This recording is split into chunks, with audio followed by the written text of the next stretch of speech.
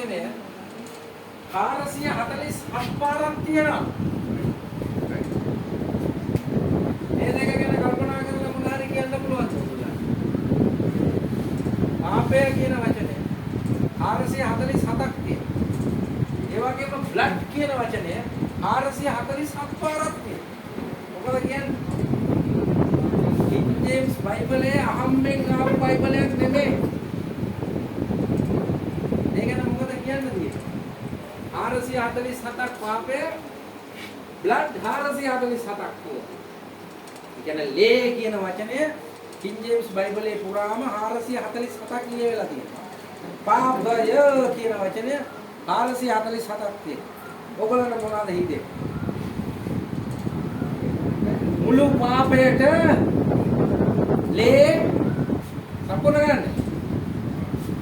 සෑහේ.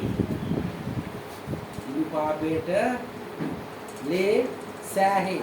මිනිස්යාගේ මුළු පාපයට ඒ ලේ